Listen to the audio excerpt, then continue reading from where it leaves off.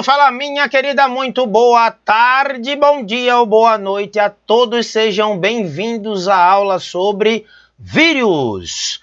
Antes de entender mais sobre coronavírus, sobre a Covid-19, sobre o SARS-CoV-2, que é esse vírus tão falado, que se desenvolveu inicialmente em uma epidemia e já se transformou em uma epidemia mundial, chamada de pandemia, vamos entender as características gerais de um vírus até chegarmos a trabalhar esse também parasita intracelular obrigatório, que é o SARS-CoV-2. Como características gerais, apresentamos que são organismos acelulares, sem organelas citoplasmáticas, não possuem núcleo, aquela organela detentora de DNA, possuindo com possibilidade de filamentos de RNAs que são gerados, não possui metabolismo próprio. Todo vírus, copia aí, presta atenção em mim, todo vírus é um parasita intracelular obrigatório. Eles roubam obrigatoriamente. Cuidado, há vestibulares que trabalham.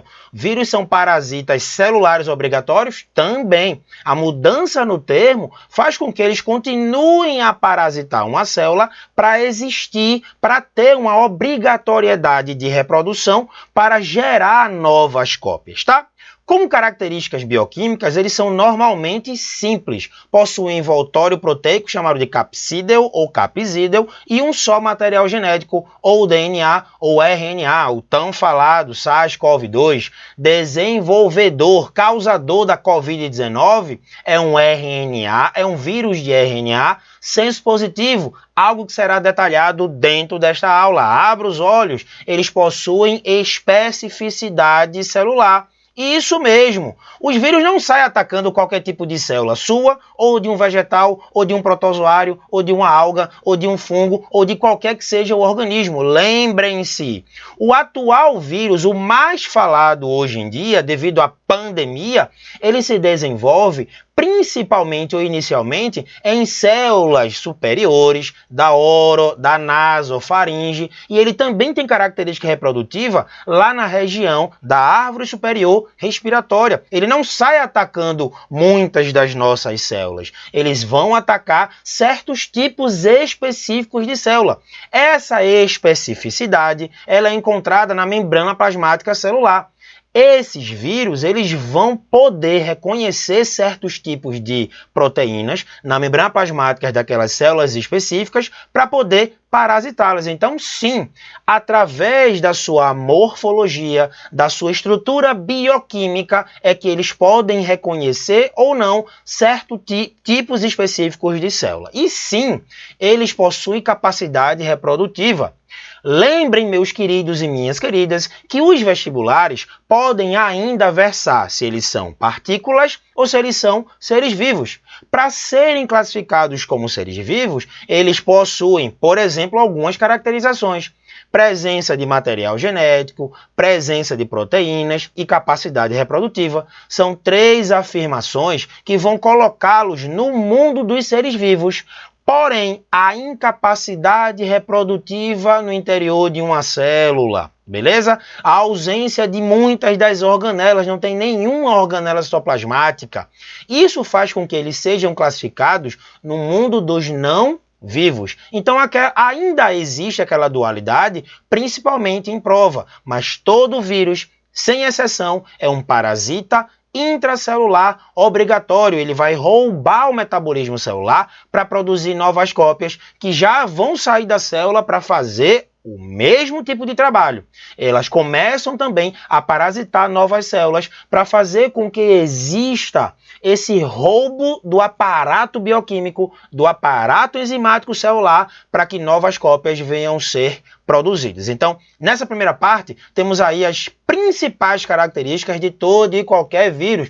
Professor, eu já me deparei com o mamavírus, com o mimivírus, que são certos tipos de vírus que possuem DNA e RNA. É verdade, mas nas provas dificilmente eles serão detalhados. Mas anota aí, já foram descobertos certos vírus até muito grandões, até maiores do que muitas bactérias. Eles, quando foram descobertos, e ainda há um certo tempo, eram classificados como os menores seres vivos.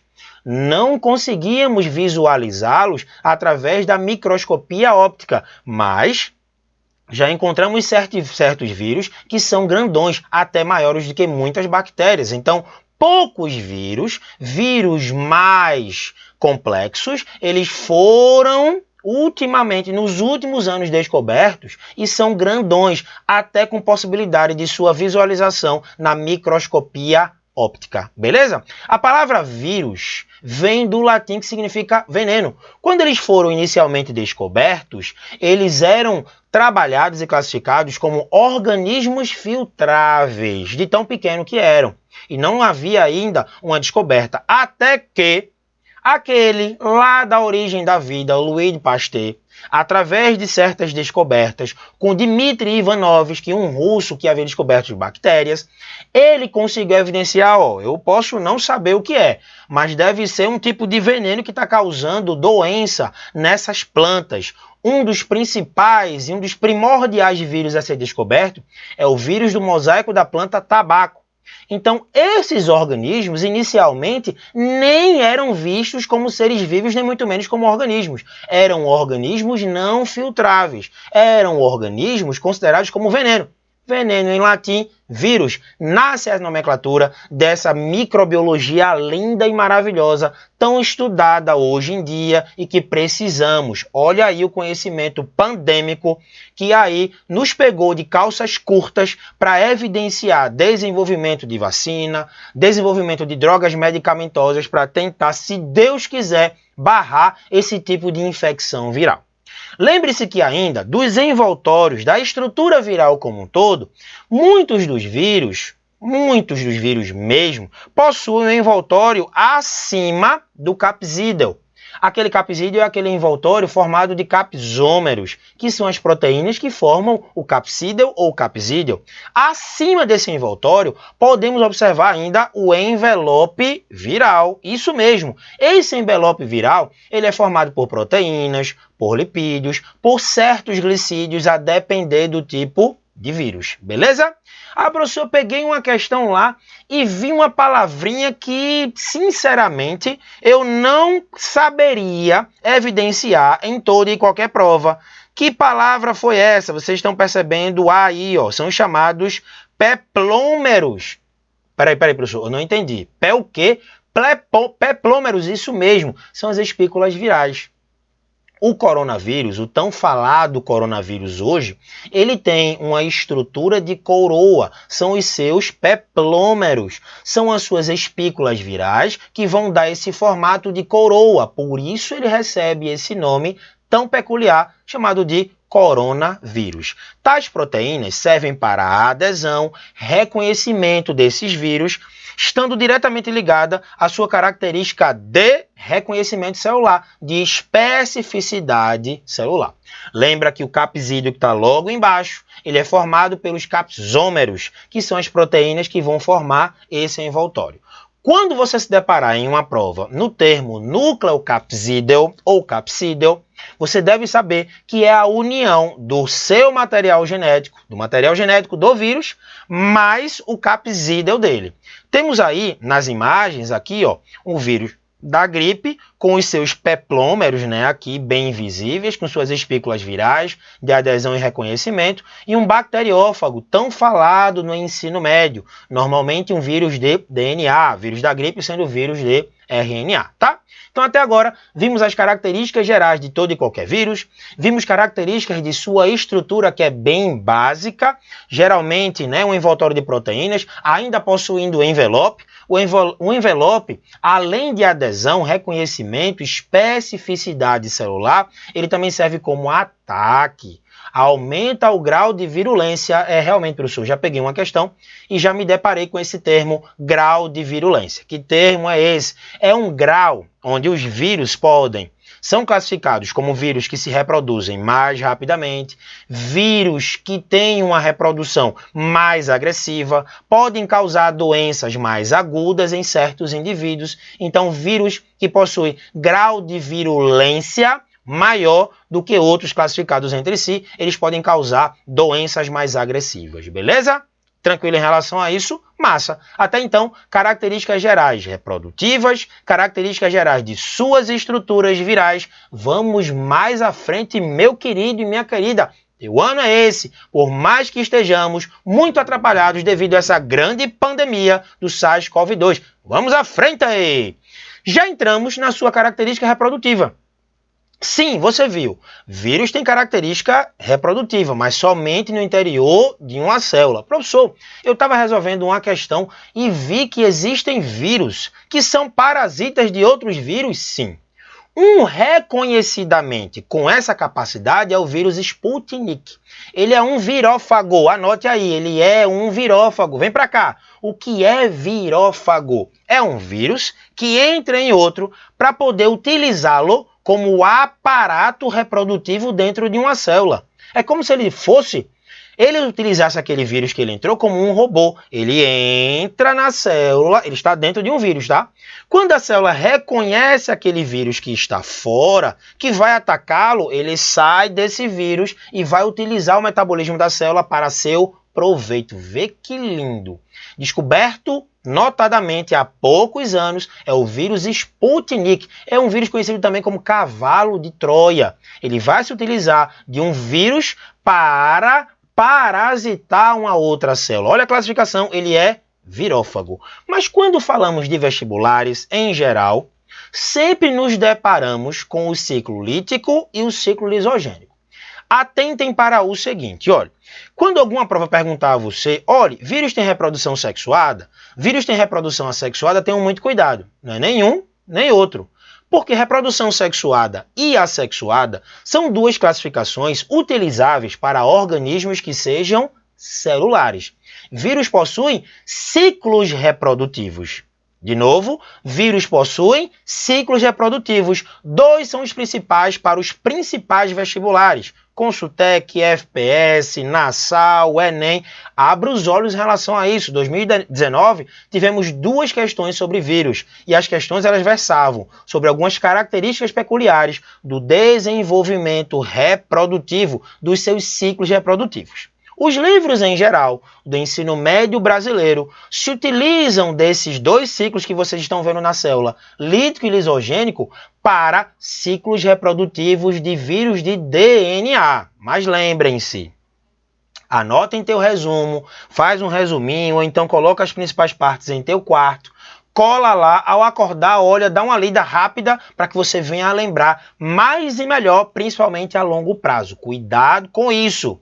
Ciclo lítico e lisogênico são muito utilizáveis para ciclos de vírus de DNA. Só que eu posso pegar também um ciclo de reprodução viral de RNA e determinar, olha, essa parte aqui ela é lisogênica, essa parte aqui ela é lítica. Vocês têm essa capacidade e a gente vai revisar aqui, tudo bem?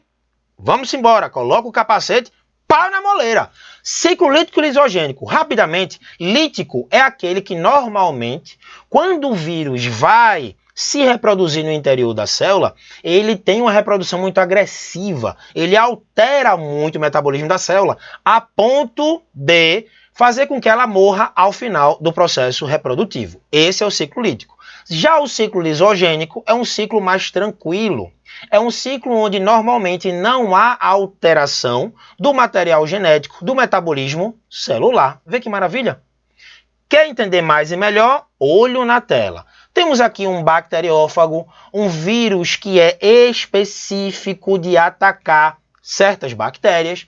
Ele reconhece a bactéria, beleza? Através de suas proteínas, aquelas perninhas aqui, ó, que você normalmente vê em um bacteriófago, são proteínas de reconhecimento. Ele vai atracar e vai reconhecer algumas proteínas para saber se ele vai infectar ou não esse tipo celular. Massa?